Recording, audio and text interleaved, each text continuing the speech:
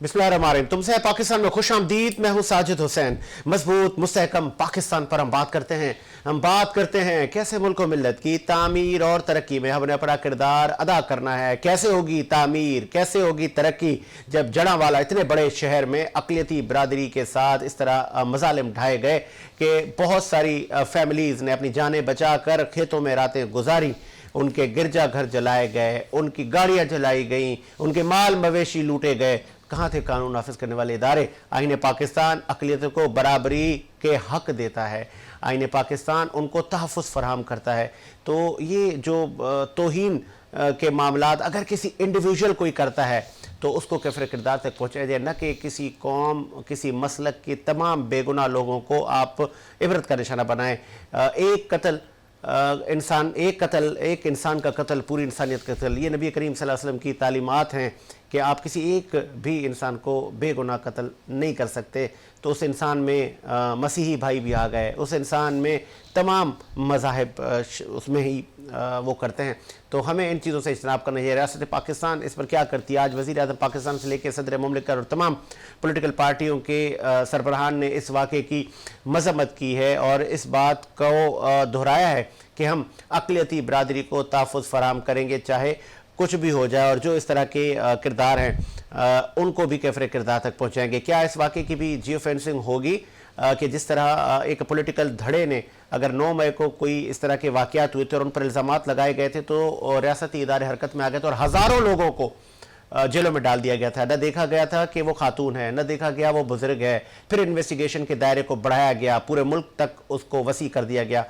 इसकी भी इसी तरह इन्वेस्टिगेशन की जाए, इसकी भी इसी तरह जियो फेंसिंग की जाए कि कौन लोग थे, किसने कॉल करके लोगों को इश्तियाल दिलवाया। क्या ये हो पाएगा? इस पर भी बात करेंगे। फिर हम बात करेंगे न सिर्फ सिंध बल्कि हमने देखा कि इस्लामाबाद में भी एक वाक़या पेश आया कि एक जज साहब की बेगम साहिबा ने अपने घरेलू मुलाजिमा पे तशद्दुद किया और उसके हाथ पांव तोड़े। उसके बाद फिर हमने देखा कि पुलिस की नाअहली नाकामी उधर भी हमने देखी। फिर हमने पुलिस की नाअहली नाकामी हमने सक्खर में भी देखी जब एक सीनियर सहाफ़ी जिसका 25 से 30 साल सहाफ़ती कैरियर था, वो एक निजी टीवी के ब्यूरो चीफ थे पूरे डिस्ट्रिक्ट के, और फिर इतनी बड़ी शख्सियत जिसके ताल्लुकात डायरेक्ट आईजीज़ तक थे, उसको बेमाना कत्ल कर दिया जाता है। उसको शहर के मेन सिटी में गोलियां मार दी जाती हैं। फिर 2 दिन तक उसकी एफआईआर नहीं कटती। वर्षा ने कहा कि दफ़ा 302 के तहत एफआईआर कटवानी चाहिए, लेकिन एफआईआर कटती है इंसदाद दहशतगर्दी के तहत। 15 से 20 लोग, वर्षा ने कहा कि इनसे हमें जान से खतरा था, लेकिन 2-4 गिरफ्तारियां हुई हैं और केस को कमज़ोर करने के लिए फिर पुलिस की तगोदो जारी है। तो क्या होगा ऐसे निज़ाम में? फिर हमने देखा कि कल रानीपुर में एक वाक़या पेश आया जब 10 साल फातिमा की एक वीडियो वायरल होती है कि जिसको बरहना करके, मैं नहीं कहना चाहता, नेशनल टीवी पे बैठा हूँ, वो हाथ पांव उसके बांधे हुए थे। उस वीडियो में देखा कि फिर एक पीर चिलर लगा के, 50 सेंटीग्रेड की गर्मी होती है रानीपुर और सिंध के शहरों में, चिलर लगा के वो कंबल ओढ़ के वहाँ सो रहा है। मुबैना तौर पर कहा यह जा रहा है कि उसकी 4 से ज़्यादा शादियाँ पहले हैं। अब वो कैफ़र किरदार तक पहुँचेगा नहीं, या कि इस केस को भी पुलिस नाकाम बनाएगी, कमज़ोर बनाएगी। वकला की तरफ से बड़ी अच्छी स्टेटमेंट आई है कि इस शैतान, उसको कहा जा रहा है कि इसका केस हम नहीं लड़ेगा कोई भी वकील। क्या होगा मुआशरे का, इस पर हम बात करेंगे। फिर बढ़ती हुई महंगाई से लेके इलेक्शन पे हम बात करेंगे। स्टूडियो मेरे साथ मौजूद हैं, आप किसी तारीफ के मोहताज हैं, कराची की मारूफ शख्सियत सलीम सचवानी ने हमें ज्वाइन किया। बहुत शुक्रिया सर, सलीम सचवानी साहब, आपने टाइम दिया। सबसे पहले मैं चाहूँगा कि जो जड़ांवाला में वाक़या पेश हुआ अक़लियती बरादरी के साथ, इस पर बात करते हैं। फिर हम वक्तन वक्तन जो तमाम स्टोरीज़ हैं उनको हम शामिल करेंगे। ये जड़ांवाला में वाक़या पेश आया, इस तरह के वाक़यात माजी में भी धमाके भी होते रहे हैं, दहशत गर्दियाँ भी होती रही, लेकिन ये तो कहते हैं ना, सारी हदें ही पार हो गई। इतना बड़ा शहर और फिर हज़ारों की तादाद में मसीही बरादरी वहाँ रहती है। एक चर्च नहीं, कई चर्च नज़र आतिश हो गए, सब खामोश तमाशाई। हुकूमत ने अब ठान ली है कि लोगों को कैफ़र किरदार तक पहुँचाएंगे। क्या कहना चाहेंगे आप?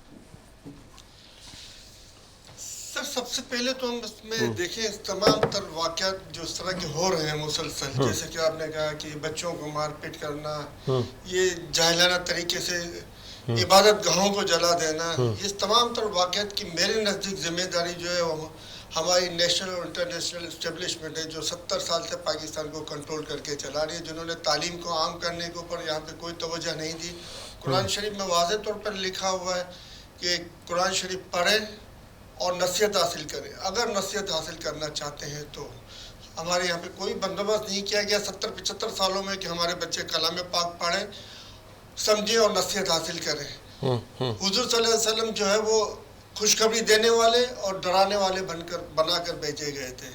खुशखबरियाँ तो सबको याद रह गई हैं, मगर वो डराने वाली आयत शरीफ और हदीस शरीफ वो सब भूल चुके हैं। तो सर पाकिस्तान को आगे ले जाना है तो हमें उसकी तरफ आना पड़ेगा, कुरान शरीफ को अपना मसले राह बनाना पड़ेगा। इसके लिए हम इंटरनेशनल इस्टेब्लिशमेंट से तो उम्मीद नहीं करते कि वो इस पे कोई काम करेंगी, मगर हम नेशनल इस्टेब्लिशमेंट से और उन ताकतों से उम्मीद करते हैं जो अपने आप को आखिरत पे जिनका ईमान है, जो उनके जहन में ये चीज़ है कि मुझे मरना भी है और अल्लाह को जवाब भी देना है, तो उनको चाहिए कि वो इस पे हंगामी बुनियादों के ऊपर, इस पे मदरसों के अंदर, स्कूलों के अंदर और इन चीज़ों के ऊपर जो है अवाम को कलाम पाक को निसाब के तौर पर शामिल करवाएं और उनको पढ़ाया जाए मुकम्मल तौर पे और इनको तर्जुमे के साथ पढ़ाया जाए, ना कि सिर्फ रटवाने का बंदोबस्त किया जाए कि हाफिज बना दिया। उस दौर में कलम और कागज़ नहीं थे तो लोग ज़बानी याद करके और कलाम पाक को जिंदा रखा, मगर आज का दौर मुख्तलिफ है। अब हमें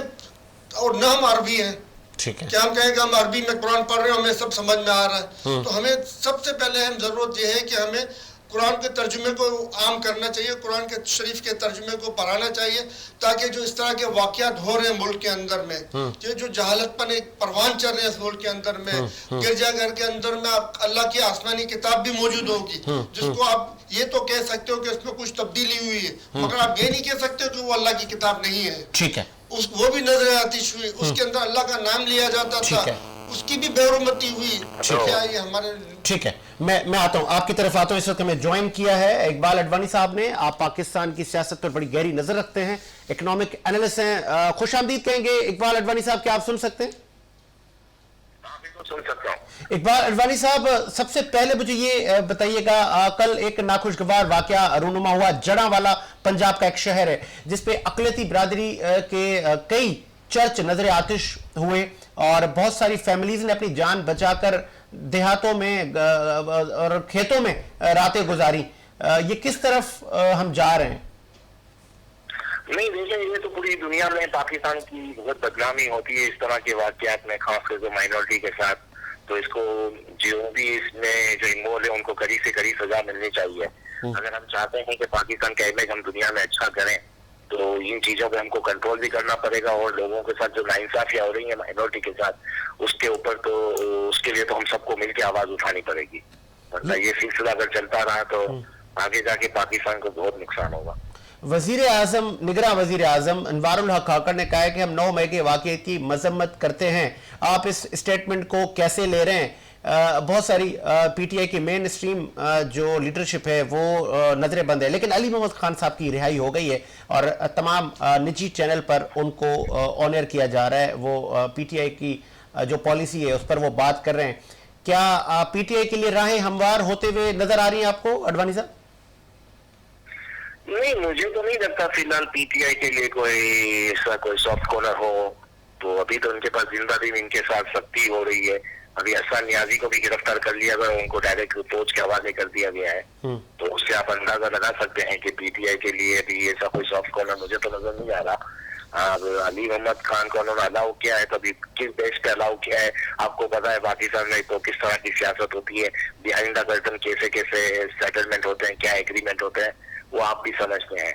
लेकिन फिलहाल मुझे नजर नहीं आ रहा, क्योंकि अभी हसन नियाजी को तो गिरफ्तार कर दिया गया है और को फौज के हवाले कर दिया गया है। तो उससे आपको पता चल रहा है कि आगे की क्या हिकमत अमली और क्या नजर आ रहा है। अच्छा, ये भी बताइएगा, चेमा गोलियां थी, आपने भी कहा था कि पेट्रोल के प्राइसेस में मजीद इजाफा होगा। निगरान हुकूमत आते ही पेट्रोल की प्राइसेस में इजाफा हो गया। अब 292 रुपए समथिंग पेट्रोल के प्राइसेस हैं। ये कहा जा रहा है ये 300 पे जाएगा और इससे भी मुमकिन है बढ़ सकता है। अभी जो निगरान सेटअप आया है, जो वजीरों से आपको पता चल जाएगा, जो फाइनेंस मिनिस्टर वगैरह जो है, उससे तो आपको यही अंदाजा लग रहा है और इससे तो सीधी सीधी बात सामने आ गई है कि IMF से जो भी मुआहदे हमने किए हैं, जो भी कमिटमेंट किए हैं, उसको पाकिस्तान पूरा करेगा। अगर पाकिस्तान उन सबको पूरा करेगा, इंटरेस्ट रेट भी बढ़ सकते हैं, महंगाई और बढ़ेगी, इसमें तो कोई दो राय नहीं है। इसके लिए सबको पहले से तैयार रहना पड़ेगा कि महंगाई बहुत ज्यादा हो जाएगी और बाकी भी और चीजें। और जितने भी आपके पास तो सबको मालूम होगा कि IMF से पाकिस्तान ने क्या क्या कमिटमेंट किए हैं। ये जो निगरान सेटअप आया है उससे आपको अंदाजा लग जाता है उस टीम को देख के कि मुझे लगता है कि हमें IMF के जितने भी मुआहदे हमारे जो कमिटमेंट हमने किए हैं उस सब पे इम्प्लीमेंट होगा और उसको पूरा करेंगे हम लोग। और ये चीजें तो आएंगी, आपको और नजर आएंगी। ये भी मुझे बताते जाइएगा लास्ट में, ये जिस टीम की आप बात कर रहे हैं जो कि पाकिस्तान के लिए काबीना बनाई गई है, निगरान सेटअप, ये इलेक्शन करवाने के लिए संजीदा है? क्योंकि स्टेटमेंट ये आ रही है कि जी इलेक्शन कमीशन जब चाहे करवाए। नहीं, वो तो पहले से आपको मैंने कहा था कि 2023 में तो इलेक्शन नहीं होंगे। अभी देखें कि इसमें अभी सबसे बड़ा जो किरदार अदा करेंगे वो सुप्रीम कोर्ट करेगी। अब सुप्रीम कोर्ट क्या डायरेक्शन देती है और किस तरह से इन्वॉल्व होती है उससे हमको पता चलेगा। लेकिन ये जो केयर टेकर है इनमें इतनी कैपेसिटी नहीं है कि ये तो कुछ कर पाए। ये तो जहाँ से इनको ऑर्डर आएंगे वही काम करेंगे। सॉरी फॉर इंटरप्ट, अडवाणी साहब, एक बहुत इंपॉर्टेंट स्टेटमेंट आज दी है chief justice of Pakistan Umar Bandial ने कहा है कि मेरा बहुत कम टाइम रह गया है रिटायरमेंट होने के लिए और बायज़ शर्मिंदगी होगी अगर मैंने इन फैसलों पर, ये जो केसेस हैं इन पर अगर फैसला न दे पाया। तो आपको लगता है कि प्रैक्टिस एंड प्रोसीजर बिल और नैब कवानीन में तरमीम, सीक्रेट एक्ट, ये फिर नई कानून साजी की गई थी, ये कुछ फैसले पेंडिंग में हैं, उमर अता बंदयाल रिटायरमेंट से पहले ये फैसला देकर जाएंगे या नहीं? नहीं, अगर ये फैसला दे भी दे, देखिए 16 सितंबर को ये रिटायर हो रहे हैं। अगर ये जो नेब के हवाले से, अगर इन्होंने, आपने कहा जो अगर नेब के हवाले से ये फैसला कर भी देता है तो 1 महीने में रिव्यू जा सकता है। तो अब इसका मतलब ये होगा अगर इनका फैसला आ भी जाता है तो जब अगर रिव्यू में फैसला जाएगा तो जो नेक्स्ट चीफ जस्टिस आएंगे वो फैसला करेंगे काजी फाइजी का। तो अभी जो भी है सामने आपके, अगर इनका कोई डिसीजन आ भी जाता है नेब के हवाले से तो 1 महीने का टाइम होगा और जब 1 महीने के बाद तो फैसला जो रिव्यू होगा तो रिव्यू दूसरे चीफ जस्टिस साहब करेंगे। तो इनके फैसले को अभी हम क्या बोल सकते हैं आज की तारीख में। जो भी करना था इनको पहले करना था, इन्होंने काफी टाइम लगा दिया मुझे लगता है। अच्छा, एक लास्ट में, चूंकि आपका तजिया बड़ा अहम होता है, चेयरमैन PTI चूंकि 1992 के वर्ल्ड कप के वो फातेह भी रहे और कैप्टन भी रहे, ये एक तारीख है। फिर PCB ने एक वीडियो रिलीज की जिसमें चेयरमैन PTI को हटा दिया गया था, फिर उस पर वसीम अकरम ने तनकीद की, फिर उनको ऐड कर दिया गया। तो क्या वाकई चेयरमैन PTI की जो माजी है, चाहे वो उनका क्रिकेट से भी मुंसलिक है, उसको भी मिटाने के लिए तगोदो अभी भी की जा रही है? देखिए, ये जो भी है बहुत गलत हुआ है। ये वेट नहीं देता PCB को, ऐसा जो काम किया इन्होंने, यानी इसकी तो जितनी भी मजम्मत की जाए कम है। इस तरह से नहीं हम कोई हिस्ट्री को हटा सकते हैं और ऐसा करना भी नहीं चाहिए। वो जो भी उनके जो केसेस चल रहे हैं वो कोर्ट में चल रहे हैं या जहां भी चलेंगे उसको वो फेस कर रहे हैं। अभी तो वो जेल में भी है ना। तो हम PCB मुझे नहीं लगता कि इतना नीचे कैसे गिर गई, यानी ये देखा जाए तो एक इखलाकियात ही नहीं रहे, इतना नीचे गिर जाना समझ से बाहर, ऐसा होना नहीं चाहिए। वो जो भी उनकी जो है गलतियां अगर कुछ की हैं तो वो फैसला कोर्ट करेगी या कोर्ट में फैसले होंगे, वो एक अलग चीज है। तो एक सियासतदान है, लेकिन आज की तारीख में अगर देखा जाए तो मुझे नहीं लगता कि इससे ज्यादा पॉपुलर लीडर हमारा आज की तारीख में कोई हो। अगर फेयर इलेक्शन हो जाए तो मुझे लगता है स्वीप कर जाएंगे। तो इस तरह की हरकत नहीं होनी चाहिए।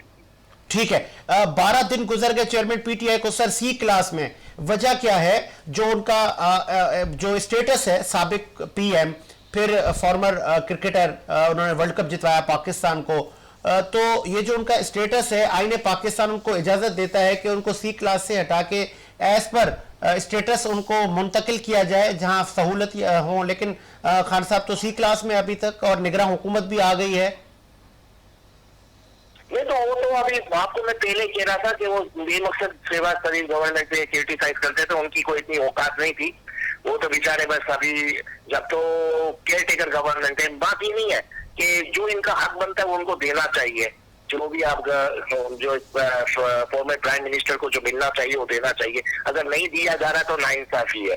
लेकिन मैं फिर भी कहूंगा कि खान साहब अब लीडर बनते जा रहे हैं, क्योंकि पाकिस्तान की पॉलिटिक्स अगर सीखनी है तो जेल में जाना जरूरी है। और मुझे लगता है अब खान साहब काफी हद तक जब भी आएंगे काफी पॉलिटिक्स सीख के आएंगे। और मुझे लगता है अभी इनका वो नहीं, हम बचपन में जो छोटे छोटे बच्चे होते थे बहुत जिद करते थे, तो माँ बाप कहते थे यार अभी बहुत जिद्दी है, इसको बोर्डिंग में डाल दो सुधर जाएगा। तो मकसद कहने का ये है कि खान साहब को अभी जेल हो गई है, तो खान साहब अब वहां से एक लीडर बनके ही निकलेंगे, मुझे तो लगता है। तो इस तरह नहीं करना चाहिए, ये मतलब लाइन का भी किसी के साथ नहीं होनी चाहिए। ठीक है जी, बहुत शुक्रिया इकबाल अडवाणी साहब, आपका कीमती वक्त हमने लिया, बहुत शुक्रिया आपका। सलीम सचवानी साहब, अब आते हैं हम नेक्स्ट स्टोरी पर। बहुत इंपॉर्टेंट स्टेटमेंट दी उमर अता बंदियाल ने। एक बात मेन रह गई थी सिक्योरिटी इदारों की, जो हमने बीच में कहा आने की वजह से बात ना हो सकी। आप देखें तो सर जितने भी वाकयात बड़े बड़े वाकयात होते हैं तो सिक्योरिटी इदारे वाकयात के दौरान में गायब होते हैं, जबकि उनको वहाँ पे वाकयात के दौरान में मौजूद होना चाहिए। और उसमें वाकयात की जो नुकसानात होते हैं वो सिर्फ 10% रह जाते हैं अगर सिक्योरिटी इदारे टाइम पे आ जाए तो।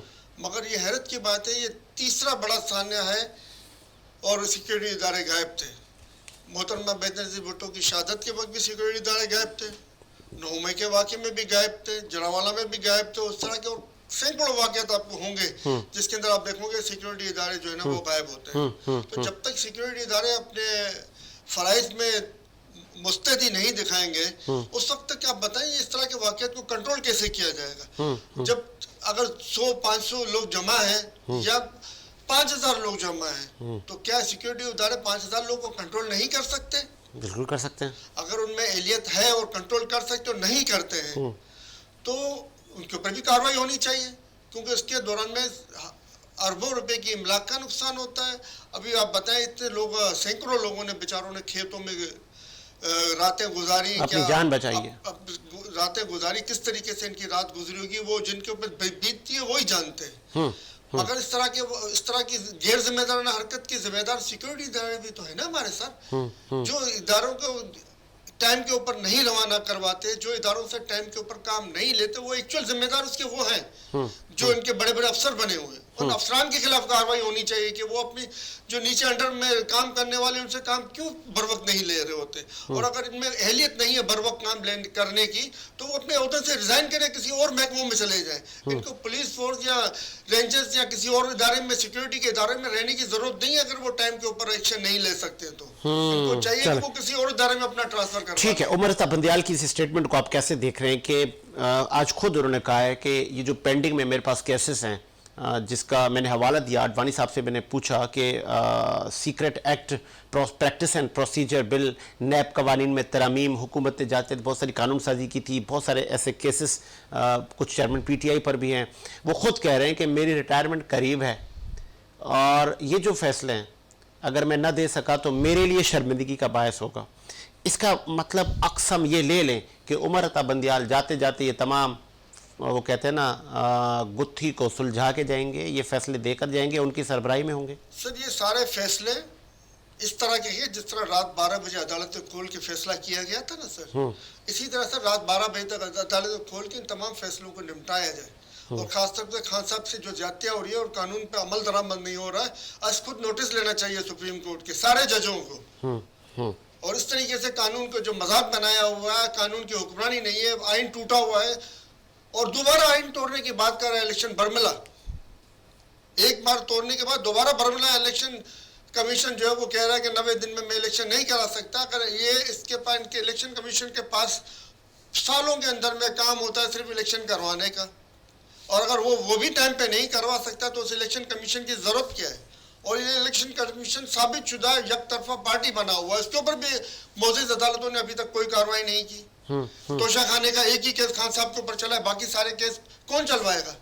जब इलेक्शन कमीशन एक बंदे के ऊपर भेज रहा है केस, एक पार्टी को निशाना बना के इमरान खान साहब के ऊपर केस भेज रहा है, तो उसका काम है दूसरों के ऊपर भी भेजे, दूसरी पार्टियों के ऊपर भी भेजे, जबकि उनके जुर्म इससे कहीं ज्यादा वसी। और ये तो जुर्म भी नहीं था कि उन्होंने अपना तोहफा लिया, कीमत अदा की और उसके बाद बेचा, जबकि उन्होंने अभी तक कीमत भी अदा नहीं की और BMW और दीगर गाड़ियां ली है जो ले भी नहीं सकते और उसके ऊपर कोई कार्रवाई नहीं है। तो इलेक्शन कमीशन को तो बरतरफ करना चाहिए, नंबर 1। और नंबर 2 उसके बाद में जो है ना, नए इलेक्शन कमीशन नामजद करके उसको कहें कि 90 रोज में इलेक्शन कराएं, वरना बोलना छोड़ दें कि हम आइन के कस्टोडियन हैं और हम मुल्क के वफादारी। मुल्क से वफादारी नहीं हो रही है सर, आइन तोड़ के मुल्क से गद्दारी पहले हो चुकी है और दोबारा होने की तैयारी हो रही है। और इस तरह की गद्दारियां कर करके इस मुल्क को आज इतने नहज तक पहुंचा दिया कि पीछे से हमारी मादनियात चोरी हो रही है और हम इधर उलझे हुए आटे, चीनी और दाल के भाव के पीछे हमें उलझा के रखा गया। और उसका कुछ हिसाब नहीं है कि जो बलूचिस्तान थे, गिलगित बल्तिस्तान थे, हमारी मादनियात जो जारी तो उसका कौम को कोई हिसाब किताब नहीं दिया जाता कि किस तरीके के एग्रीमेंट हुए हैं,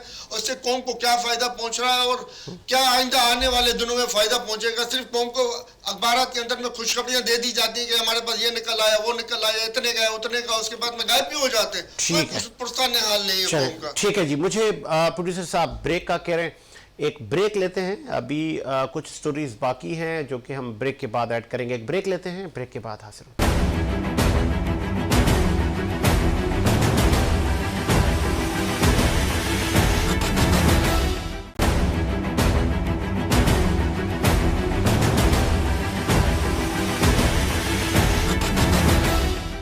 ब्रेक के बाद खुश आमदीद। प्रोग्राम को मज़ीद आगे बढ़ाते हैं और सेकंड स्टोरीज जो थी उसको भी हम ऐड करते हैं। दूसरी हमारी स्टोरी थी कि चेयरमैन पीटीआई को जेल में 12 से 13 दिन हो गए और साबिक़ा खातून अव्वल बुशरा बीबी ने भी ख़त किताबत की है इदारों से और चेयरमैन पीटीआई को एज़ पर हिज स्टेटस कहा है कि उनको जेल में सहूलियात दी जाएँ। तो क्या सहूलियात वाकई खान साहब के पास नहीं है? अभी तक वो सी क्लास कैटेगरी की जेल में है जहाँ आम कैदियों को रखा जाता है। अपना सलीम सचवाली बुशरा बीबी ने भी खतो किताबत की है और ये इस्तदा की है कि चेयरमैन पीटीआई को मुंतकिल किया जाए अडियाला जेल में। वो अभी तक अटक जेल में और सी क्लास कैटेगरी की जेल में है। निगरान हुकूमत आ गई है, आपको उम्मीद है कि बहुत जल्द वो? सर जी, आपको पता है कि हाई कोर्ट के अंदर उमर फारूकी साहब के पास जो है ना ऑलरेडी इसकी एप्लीकेशन लगी और उन्होंने इस पर कार्रवाई करने की वजह तारीख डाल दी। सर अगर अदालतें इस तरह के काम करेंगी और लोगों को इंसाफ नहीं देंगी तो आप बताएं कहाँ होगा। ये तो तौहीन अदालत भी हुई है एक तरह से। अडियाला जेल का ऑर्डर मौजूद है और लेके गए अटक जेल में। कानूनन जो उनको सहूलतें बनती है वो उनको नहीं दी जा रही हैं। सर ये तो जुल्म और सितम ही है, इसको आप और क्या कहेंगे। सर ये एक आयत शरीफ में आपको सुनाता हूँ जो हुजूर सल्लल्लाहु अलैहि वसल्लम के बारे में। आप बताएं हुजूर सल्लल्लाहु अलैहि वसल्लम की हम बाल के एक मामूली से हिस्से के बराबर भी हम लोगों की औकात नहीं है। उनको अल्लाह ताला क्या फरमाते हैं और आज हम किस तरफ पे जा रहे हैं, उसके ऊपर ज़रा गौर करें। तमाम को गौर करना चाहिए, मुझे भी, आपको भी और दीगर जितने ज़्यादा बड़े ओहदे पे उसको ज़्यादा गौर करना चाहिए कि वो कहाँ जा रहा है। तुम्हारे पास वही के ज़रिए जो इल्म आ गया है, अगर कहीं तुमने इसके बाद भी इन लोगों की ख्वाहिशात की पैरवी कर ली तो तुम्हें अल्लाह से बचाने के लिए न कोई हिमायती मिलेगा न कोई मददगार। बताएं। आज हम देखें तो क्या हम पैरवी कर रहे हैं? लम्हा फिक्री है। ये बहुत गौर व फिक्र का मकाम है और जिसके पास जितना बड़ा ओहदा है उसके लिए ज़्यादा गौर व फिक्र का मकाम है सर, क्योंकि उसकी ज़्यादा जवाबदेही होनी है। और मैं वही कहूँगा कि लगता है आजकल कुरान शरीफ में कई मरतबा जिक्र आया है कि अल्लाह और आखिरत पर ईमान, अल्लाह और आखिरत पर ईमान। लगता है अल्लाह पर ईमान तो बाकी है मगर आखिरत पर ईमान जो है ख़त्म हो चुका है। और आखिरत पर ईमान नहीं है तो समझ लें कि जो भी अमाल है वो सब दाया चले जाएंगे। आपके जो भी नेक अमाल होंगे जो आपने किए होंगे सारे दाया चले जाएंगे, वो किसी काम नहीं आएंगे। इसलिए अल्लाह ताला की इस बात को याद रखें कि अल्लाह और आखिरत पे ईमान। तो इसके ऊपर अगर हम रहेंगे तो ही हम आगे जा सकते हैं, इसके अलावा हम कभी भी आगे नहीं बढ़ सकते। अल्लाह ने इतना नवाजा हुआ हमें कि मैंने आपसे पहले भी एक प्रोग्राम में कहा था हम अपने हर जनरल को दुगनी तनख्वाह दे सकते हैं अमेरिकन जनरल के मुकाबले में, और हमारा हर मजदूर जो है ना अमेरिका के मुकाबले में दुगनी तनख्वाह ले सकता है। मगर शर्त यही है कि हम अल्लाह और आखिरत पर ईमान रखें और नेक नियति से काम करें। रूल ऑफ लॉ और करप्शन के खात्मे के लिए काम होना चाहिए। और हदीस शरीफ है कि अल राशि वल मुर्तशी कलहु मा फिल नार, रिश्वत लेने वाला और रिश्वत देने वाला दोस्त की है, दोनों दोस्त की है। तो हमें रिश्वत के सिस्टम को ख़त्म करना होगा। नाम बदलने से रिश्वत बदल नहीं जाती है सर। आजकल रिश्वत नाम बदल के ली जा रही होती है, तो वो नाम बदलने से रिश्वत चेंज नहीं हो जाती है। ठीक है, आगे बढ़ाते हैं, नेक्स्ट स्टोरी पे आते हैं। अब ज़रा हम सिंध में आ जाते हैं। तो सिंध इस्लामाबाद में भी एक हमने नाखुशगवार वाक़या देखा था। एक मुलाजिमा के साथ पेश आया। फिर क्या मुलाजिमा, क्या सहाफ़ी इदारे क्यों बर वक्त कार्रवाई नहीं करते इंसाफ के हुसूल के लिए? आम आदमी से लेके फॉर्मर वज़ीर आज़म तक परेशान है, तो इंसाफ किसको मिलेगा फिर?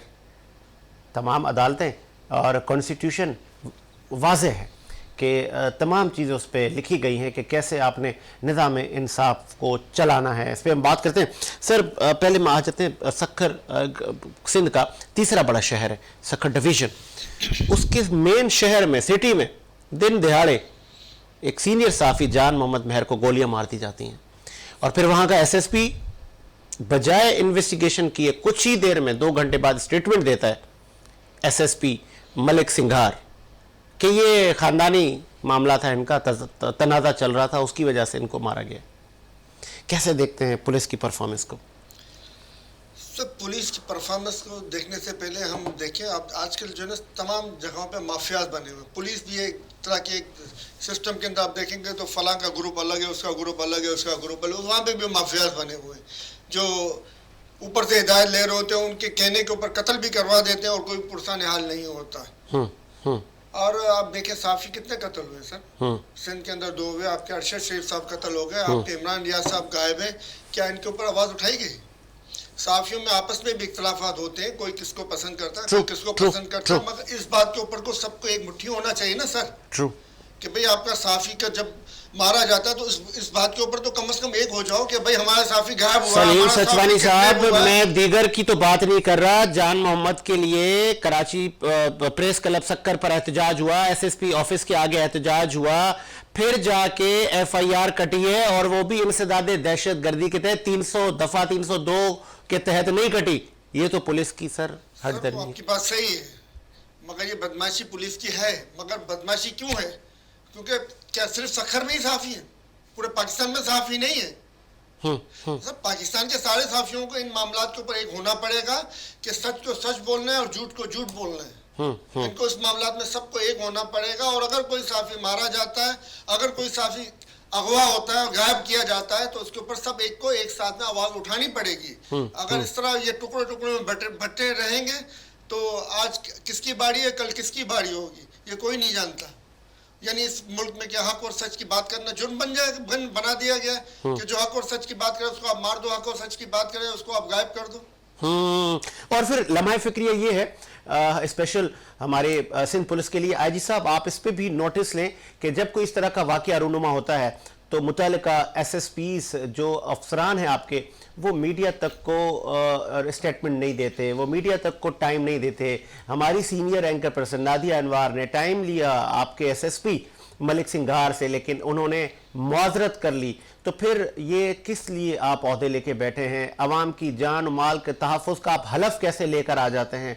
फिर उस हलफ की आप पासदारी क्यों नहीं करते? कितने दिन गुजर जाते हैं, आप एफआईआर दर्ज नहीं करते, आपकी इन्वेस्टिगेशन कंप्लीट नहीं हो पाती, फिर एफआईआर कटती है तो वो भी कॉम्प्रोमाइज़ एफआईआर जिसको कहें, फिर गिरफ्तारियां होती हैं तो वो भी कॉम्प्रोमाइज़। तो फिर सिस्टम कैसे ठीक होगा? आपके लिए भी ये लम्हा फिक्रिया है मलिक सिंघार साहब कि आज आप जिस मनसब पर हैं, ये मनसब वक्ती होते हैं, मनसब चले जाते हैं। आपने क्या बेगुनाह के खून का इंसाफ किया? अकॉर्डिंगली आपने जान मोहम्मद महर की एफआईआर कटवाई या नहीं? ये आपके लिए भी लम्हा फिक्रिया, क्योंकि एसएसपी उस डिस्ट्रिक्ट के आप हैं और आपके पास ये इख्तियारात हैं। आपने निजी टीवी चैनल्स को टाइम देने से भी गुरेज किया, और आप बारहा कह चुके हैं कि जान मोहम्मद महर से तो मेरी बड़ी बहुत अच्छी दोस्ती थी, जान मोहम्मद महर तो मेरे बहुत अच्छे साथी थे, बहुत अच्छे दोस्त थे, मुझे बड़ा उनका दुख हुआ। तो फिर दुख हुआ तो दफ़ा 302 के तहत आपने एफआईआर क्यों नहीं कटवाई? ये आपके लिए लम्हा फिक्रिया है। आप जो बात करते हैं क्या वो भी झूठ होती है? क्या आप आम आदमी को दिलासा देते हैं वर्षा को ये 2 बातें कह के, और फिर आपने करना वही होता है जो कि उस वक्त की सिचुएशन होती है? आगे बढ़ाते हैं सिलसिले को। लास्ट स्टोरी है मेरे पास सर, रानीपुर, खैरपुर डिस्ट्रिक्ट की एक तहसील है रानीपुर, उसमें फिर एक नाखुशगवार वाकया। 10 साल मुलाजिमा, वो बहुत बड़ी गद्दी है, बड़े पीर हैं आप असद शाह और दीगर, उनकी हवेलियाँ हैं, वहाँ पे कई मुरीद मेल फीमेल उधर झाड़ू लगाते हैं, उनकी वो नौकरियाँ देते हैं। फिर ये देखा गया कि पहले फ्यूचर में ऐसे माजी में भी ऐसे वाकयात रूनुमा हुए, लेकिन ये जो 10 साल की बच्ची जिसकी वीडियो जब हम देखते हैं तो वो बहराना है, हाथ पैर बंधे हुए हैं, और फिर तशद्दुद करके उसको दफना दिया जाता है। एसएचओ को भी पैसे दे दिए जी, मेडिकल डॉक्टर्स को भी पैसे दे दिए, उसके वर्षा को भी बोला कि बात दबा दें आप, और बात जब खुली जब जर्नलिस्ट ने बात उठाई, जब मीडिया पे लाई, तो अब उसकी कब्र कुशाई भी करीब है। अब फिर इस केस को भी ख़राब करने की, कमज़ोर करने की ये कोशिश की जा रही है। इस तरह के वाक़यात की रोकथाम के लिए क्या करना चाहिए सलीम साहब? सब 10 साल या से कोई भी बच्चे जो अंडर 18 काम कर रहे होते हैं, उनकी इंफॉर्मेशन थाने में ज़रूरी होनी चाहिए, पहली बात। और किसी भी टाइम पे किसी भी बच्चे के साथ कहीं पे भी किसी भी घर में अगर इस तरह का वाकया होता है तो उसके ऊपर 5 करोड़ पे पेनल्टी होनी चाहिए, जो बर वक्त पहले तो उसके बुरसा को दी जाए पेनल्टी। सही। और उसके बाद में उसके ऊपर 302 का मुकदमा चलना चाहिए कि इसने ये हरकत की कैसे। 302 का मुकदमा? जी बिल्कुल, 302 का मुकदमा चलना चाहिए।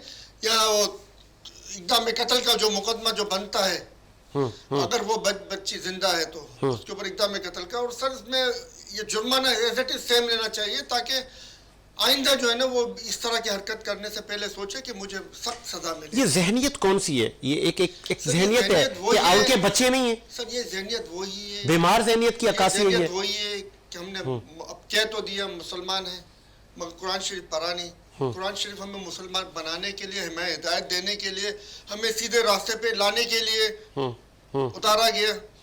उसको हम पढ़ना भूल गए, उसको हम पढ़ नहीं रहे, उसके ऊपर हम तवज्जो नहीं दे रहे। तो सर इस तरह के वाकयात जो है वो जहालत की निशानदेही करते हैं। ये एक पढ़ी लिखी मेंटेलिटी नहीं है, ये जहालत की है। और उसके लिए मैं वही दोबारा रिपीट करूंगा, इसकी जिम्मेदार जो है वो इंटरनेशनल और नेशनल ताकत है जो 70-75 साल से मुल्क को कंट्रोल किया हुआ है। ये उनका फॉल्ट है बहुत बड़ा कि उन्होंने लोगों को तालीम याफ्ता नहीं किया, लोगों को शऊर नहीं दिया, लोगों को क्यों कि उनकी जारादारी खत्म ना हो जाए। इस डर से, तो इस डर से सर ये जितने भी हैं उनको अगर आखिरत पर, अल्लाह के ऊपर और आखिरत के ऊपर ईमान है तो उनको याद रखना चाहिए कि सबसे ज्यादा गले में भी इनकी ही आएगी। तमाम वाकयात के असल जिम्मेदार भी वही कहलाए जाएंगे। क्या आप ऐसे माँ बाप की काउंसलिंग नहीं करेंगे कि जो ऐसे पीरों के पास अपने बच्चे और बच्चियों को छोड़ के आ जाते हैं कि आप इनकी नौकरियां दें, आप इनके घर की सफाई करते रहें, और इत्तला तो यहाँ तक है, अफसोस का मकाम है, तनख्वाह भी नहीं, फ्री में इनकी नौकरी देते रहे मुर्शिदों की। वो जो गरीब जो माँ अपने बच्ची छोड़ के गई है उसके घर के ऊपर, अल्लाह अकबर, जब वो अपने बिजली के बिल में चोरों को टैक्स दे रही होती है, अपने बच्चों को कामों पे लगा के उनको बिजली के बिल में, ऑयल के मद में, माचिस की मद में टैक्स देती है, जिसको ये लूट के बैरून मुमालिक में लेके जाते, प्रॉपर्टियां बनाते और कोई पुरसाने हाल नहीं होता। इसके जिम्मेदार वही लोग हैं जिनकी प्रॉपर्टियां बैरून मुमालिक में बनी हुई हैं, जिनकी प्रॉपर्टियां जिन्होंने यहाँ से लूट मार करके अपने महलात खड़े किए हुए हैं, जिन्होंने ट्रिलियंस ऑफ डॉलर जो है ना बैरून मुमालिक में जमा किया हुआ है। इस तमाम तर वाक़ियात के जिम्मेदार वो हैं जो माँ मजबूर है कि अपने छोटे छोटे बच्चों को काम करवा रही है, वो बाप मजबूर है जो अपने छोटे छोटे बच्चों को काम करवा रहा है। वरना किसको शौक है अपने बच्चों को इस उम्र के अंदर में काम पे भेजने का? इस उम्र में बच्चों को तालीम मिलनी चाहिए, उस उम्र में तालीम के बजाय वो घरों में काम कर रहे हैं। तो सर ये जब तक मुसलमान नहीं बनेंगे, हम सिर्फ नाम का थप्पा लगाने से हम मुसलमान नहीं बन जाते, जब तक हम हुजूर सल्लल्लाहु अलैहि वसल्लम सुन्नत नबी पर अमल नहीं करेंगे हम कभी आगे नहीं जा सकते। उस तरह की वाक़यात की रोकथाम भी नहीं हो सकती।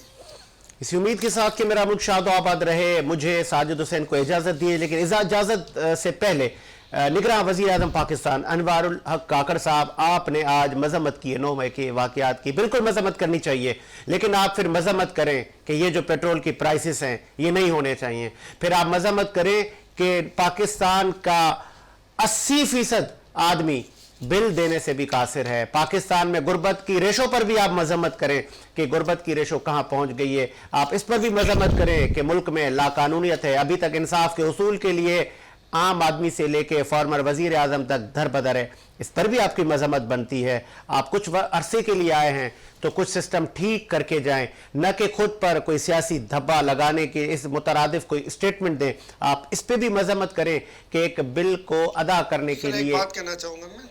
जी जी सर, ये निगरां वजीर आजम है, ठीक है, इनको मुशीरों की और वजीरों की जरूरत क्या है? काम तो उसी ब्यूरोक्रेट्स ने करना है ना जो तनख्वाह ले रहा है। तो ये किस खुशी में आवाम कौम का पैसा बर्बाद कर रहे हैं?